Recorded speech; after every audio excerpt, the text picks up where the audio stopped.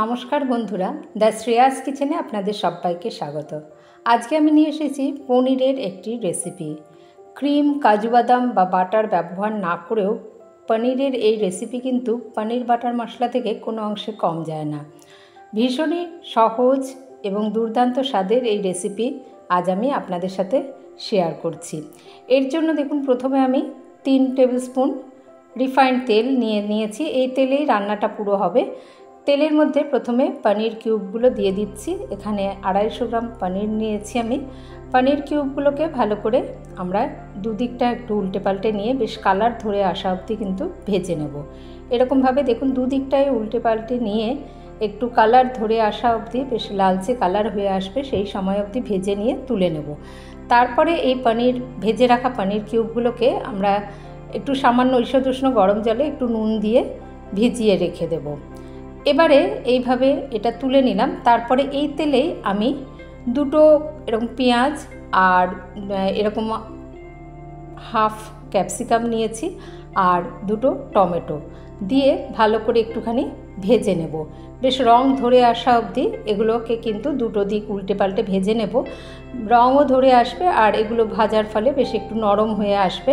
সেই সময় অবধি এগুলোকে একটু মিডিয়াম টু হাই ফ্লেমে রেখে দুদিকটা উল্টে পাল্টে নিয়ে ভেজে নেব। এই ভাজা হতে হতে আমরা একটা মশলা রেডি করে নিচ্ছি। মশলাটার জন্য আমি নিচ্ছি 1 চামচ আদা রসুন বাটা, এতে দিয়ে দিচ্ছি 1 চামচ ধনে গুঁড়ো, হাফ চামচ দিয়ে দেবো জিরের গুঁড়ো, আর কাশ্মীরি লঙ্কার গুঁড়োও দিচ্ছি হাফ চামচ। এবার সামান্য একটু জল দিয়ে আমরা এই মশলাটা গুলিয়ে রেডি করে রাখবো।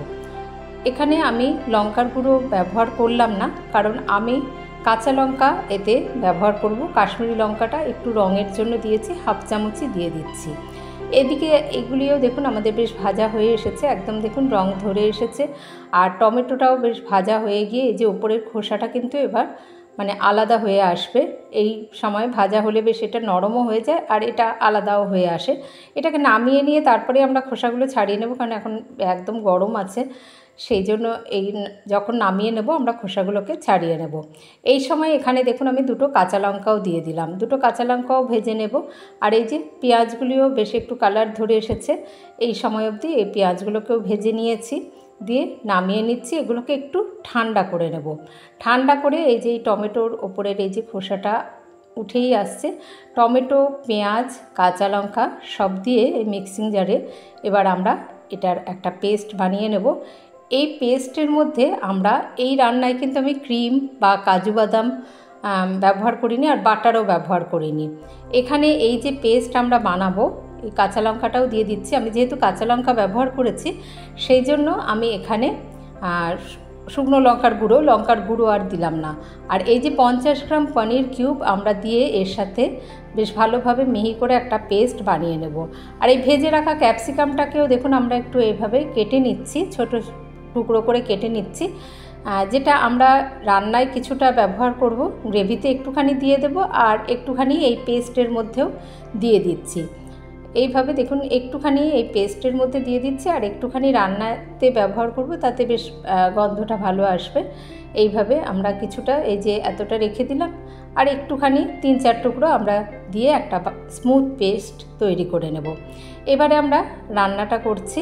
রান্নাটার জন্য এবারে ওই যে তেলটা ভেজে নেওয়ার পরে যে তেলটা রয়েছে ওই বাকি তেলেই রান্নাটা করছি। আর আমি তেল কিন্তু এখানে অ্যাড করছি না, ঘি বা বাটারও কিন্তু এখানে ব্যবহার করব না। ওই তেলেই হাফ চামচ সাদা জিরে, 1 টুকরো দারচিনি, 2টো এলাচ, 3-4টে লবঙ্গ ফোড়ন দিয়ে তারপরে আমরা যে মশলাটা গুলিয়ে রেডি করে রেখেছিলাম সেটা দিয়ে দিচ্ছি। আর এই মশলাতে আমরা হলুদ গুঁড়ো যেহেতু আমি মেশাইনি, হলুদ গুঁড়োটাও মিশিয়ে রাখা যেত, আমি ওটা মিস করে গিয়েছিলাম, তাই এখানে হলুদ গুঁড়োটা দিয়ে দিলাম হাফ চামচ। দিয়ে ভালো করে মশলাটাকে কষিয়ে নেব এর কাঁচা গন্ধ চলে যাওয়া অবধি। তারপরে এই যে আমরা পেস্ট বানিয়ে নিয়েছি আরেকটা, পেঁয়াজ, টমেটো, কাঁচা লঙ্কা, পনির দিয়ে সেই পেস্ট দিয়ে দিচ্ছি। দিয়ে ভালো করে এটা এবার আমরা কষিয়ে নেব। দেখুন এতে কিন্তু ক্রিম বা কাজু বাদাম ব্যবহার করতে হয় না। এইভাবে রান্না করলেই এটা কিন্তু ভীষণই স্মুথ একটা সিল্কি গ্রেভি তৈরি হয়ে যায়। দেখুন এইভাবে আস্তে আস্তে তেল ছাড়তে শুরু করেছে, ভালোভাবে মশলাটা কষানো হয়েছে। এখানে 1 টেবিল স্পুন দই আমি একটু ফেটিয়ে নিয়ে দিয়ে দিচ্ছি। দইও আমি খুব বেশি এখানে ব্যবহার করিনি। এবার দইটাও ভালো করে হয়ে যাওয়া অবধি গ্যাসের আঁচটা কমিয়ে নিয়ে দইটা দিলাম। দইটাও ভালো করে রান্না হয়ে যাওয়া অবধি আমরা এটাকে কষিয়ে নেব। দেখুন তেল ছাড়তে শুরু করেছে, দইটাও কিন্তু আমাদের ভালোভাবে কষানো হয়ে গিয়েছে। সমস্ত মশলা বেশ ভালোভাবে কষানো হয়ে গিয়েছে। এই গ্রেভিটা দেখেই বুঝতে পারছেন যে এই গ্রেভিটা কিন্তু ভীষণই স্বাদের হয়। আর রুটি পরোটার সাথে তো এটা খেতে ভালো লাগেই, পোলাও ফ্রাইড রাইসের সঙ্গেও কিন্তু এইভাবে বানিয়ে নিতে পারেন। যখন এই গ্রেভিটা পুরো রেডি হয়ে গেল, তা আমরা এই যে ঈষদুষ্ণ গরম জলে একটু সামান্য নুন দিয়ে ভেজে রাখা পনিরগুলো দিয়ে রেখেছিলাম, সেটা এবার দিয়ে দিচ্ছি। মিশিয়ে দিলাম এখানে, আর একটু আন্দাজ মতো নুন এখানে আমরা দিয়ে দেবো। আন্দাজ মতো নুন এখানে দিয়ে দিচ্ছি। তারপরে আমরা এটা ঢাকা দিয়ে মিনিট 3 মিডিয়াম টু হাই ফ্লেমে রেখে রান্না হতে দেব। ওই যে জলে মেশানো ছিল সেই জল সমেতই আমরা দিয়ে দিয়েছি, তাই আর এক্সট্রা জল এখানে ব্যবহার করিনি। দেখুন আমাদের রান্না একেবারে শেষের পর্যায়ে চলে এসেছে। গ্রেভিটা এই রকমই ঘন রাখবো, এর থেকে বেশি আর গ্রেভি আমি কমাচ্ছি না, এই রকমই গ্রেভিটা রাখবো। এটা কিন্তু তন্দুরি, নান এসবের সাথে যেমন ভালো লাগে, পোলাও ফ্রাইড রাইসের সঙ্গেও কিন্তু এইভাবে পনির বানিয়ে নিতে পারেন। এই যে ভেজে রাখা যে ক্যাপসিকামের টুকরোগুলো ছিল সেগুলো একদম শেষে একটু দিয়ে দিচ্ছি, এতেও বেশ গন্ধটা ভালো আসে আর একটু দেখতেও ভালো লাগবে। গরম মশলার গুঁড়ো দিয়ে দিলাম 1/4 চামচ, আর একটু কাসুরি মেথি হাতে ক্রাশ করে দিয়ে দিলাম। একদম রান্না আমাদের শেষের পর্যায়ে চলে এসেছে। এবার এগুলো সব ভালো করে মিশিয়ে দেবো। দেখুন গ্রেভিটা আর আমরা কিন্তু কমাচ্ছি না, একেবারে স্মুথ সিল্কি একটা গ্রেভি কিন্তু তৈরি হয়। ভীষণ রেস্তোরাঁয় যেরকম আমরা পনির রেসিপি খেয়ে থাকি সেই রকমই কিন্তু দেখতে হয়, আর স্বাদও কিন্তু অসাধারণ হয়।